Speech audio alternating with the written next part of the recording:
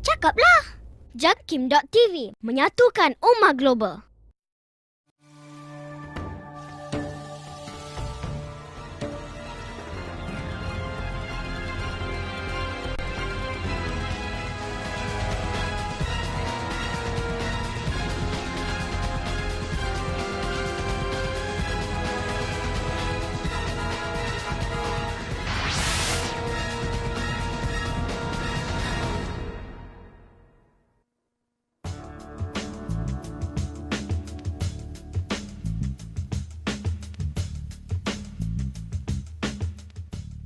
Istilah dan persepsi riba begitu sinonim dalam dunia ekonomi dan masih membelenggu umat Islam sehingga ke hari ini. Umum mengetahui bahawa agama Islam mengharamkan amalan riba dalam semua urusan yang berkaitan dengan muamalat dan jual beli. Pengharaman riba termaktub di dalam Al-Quran berdasarkan firman Allah yang bermaksud, Allah telah menghalalkan jual beli dan mengharamkan riba. Surah Al-Baqarah ayat 275. Pengharaman ini jelas dan tidak ada keraguan lagi kerana ia amat nyata dan disepakati oleh ulama-ulama yang muktabar. Allah Subhanahu Wa Taala telah memberi amaran keras kepada pengamal riba dalam firman Allah yang bermaksud, orang-orang yang memakan yakni mengambil riba tidak dapat berdiri melainkan seperti berdirinya orang yang dirasuk syaitan dengan terhuyung-hayang kerana sentuhan yakni syaitan yang merasuk itu. Surah Al-Baqarah ayat 275. Riba adalah suatu amalan yang diharamkan oleh Islam. Dari segi bahasanya, riba ni bermaksud lebih. Jadi yang dimaksudkan dengan riba di sini ialah suatu transaksi yang dilakukan oleh dua pihak dengan mengambil keuntungan dengan mudah. Jadi riba ni yang lebih jelas lagi kita tengok berlakunya dalam pinjam-meminjam. Jadi umpamanya seorang itu meminjam RM100, kemudian dikehendaki membayar semula lebih daripada kadar yang itu. Jadi sama ada sedikit ke atau banyak, dia yang lebih itu tetap dianggap sebagai riba. Jadi itulah pahaman yang mudah untuk kita mengetahui apa yang dimaksudkan dengan riba itu. Jadi perbuatan riba ni saya kira dia memang ada dipelajari di sekolah, khususnya di sekolah agama, tetapi dari segi berlakunya riba itu banyak yang tidak diketahui oleh masyarakat. Jadi di sekolah kita belajar tentang riba, tapi di mana berlakunya riba itu, jadi tak tahu. Tambahan pula, dalam masyarakat kita telah lama muamalah riba ini berlaku kerana itulah satu-satunya sumber yang ada untuk orang melakukan pinjaman untuk memenuhi keperluan masing-masing. Jadi kalau dulu kebanyakan orang meminjam kepada ceti. Jadi ceti memang mudah memberikan pinjaman, tak perlu kepada apa-apa keterangan-keterangan pun. Jadi ceti akan memberikan pinjaman dan orang yang meminjam dikehendaki membayar semula dengan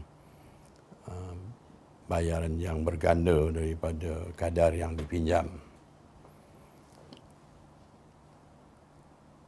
Walaupun peminjam merasa tertekan apabila dikehendaki membayar hutangnya lebih daripada yang diambil, tetapi mereka tidak pun merasa itu sebagai riba, dan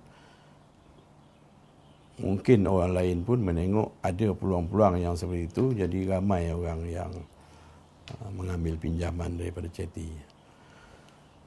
Kemudian selepas daripada itu, tempat lain untuk orang meminjam ialah di bank. Dan bank konvensional kita yang ada ni memang sudah pun dikenali sejak beberapa lama dulu lagi. Dan itulah caranya bank memberikan pinjaman kepada orang ramai.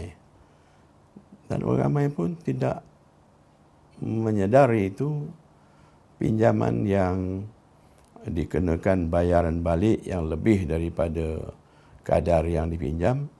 Mereka tidak rasa itu sebagai satu yang dinamakan riba tu ya, yang mereka juga belajar di sekolah dulu. Dia tahu riba tu, tapi bila jumpa dia tak kenal riba tu.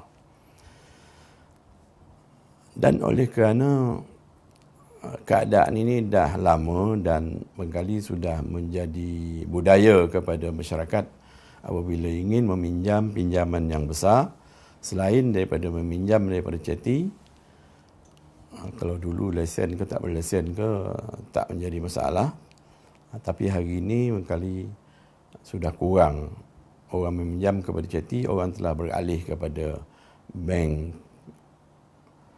Dan mereka kerana sudah terbudaya dengan keadaan itu, mereka merasakan itulah caranya. Dan itu bukanlah sebagai suatu penindasan. Dia tidak rasa itu sebagai suatu penindasan. Mereka hanya berasa itu satu peraturan yang dibuat oleh bank, yang siapa nak meminjam, maka kenalah ikut peraturan itu. Tetapi kita nak mengatakan adakah disebabkan ini kerana kecetekan pengetahuan masyarakat tentang riba ini, ataupun disebabkan kerana tidak ada jalan lain lagi untuk mereka mendapatkan pinjaman yang dikehendaki. Saya rasa kalau masa yang dulu, saya rasa kedua-dua sekali lah. Yang pertamanya kerana cetek dia tidak tahu, tidak mengenali riba itu. Yang keduanya memang tidak ada peluang lain. Kalau nak meminjam, memanglah melalui bank konvensional yang muamalahnya ataupun cara perniagaannya, cara memberi pinjamnya memang dikehendaki balik peminjam itu membayar dengan kadar-kadar tertentu yang ditetapkan, dan masyarakat tidak berasa apa-apa pun. Tetapi sekarang ini apabila telah ada bank Islam dan bank-bank konvensional yang juga menawarkan produk Islamik ini, jadi saya berpendapat masyarakat tidak ada lagi sebab untuk mengatakan bahawa mereka terpaksa untuk meminjam melalui bank-bank konvensional ini, kerana kita telah ada pilihan. Di negara ini telah terdapat urusan muamalat dan ekonomi yang ditawarkan oleh institusi keuangan berdasarkan kepada prinsip syariah serta berlandaskan Islam. Umat Islam pada hari ini mempunyai pelbagai pilihan produk pinjaman dan jual beli yang tidak mengandungi unsur-unsur ribawi. Cuma kadang-kala orang ramai melihat pinjaman dan jual beli konvensional lebih kompetitif berdasarkan kepada syarat dan peraturan yang ditawarkan oleh produk keuangan yang diperkenalkan oleh institusi kewangan di Malaysia. Secara ilmiahnya, orang ramai masih belum terdedah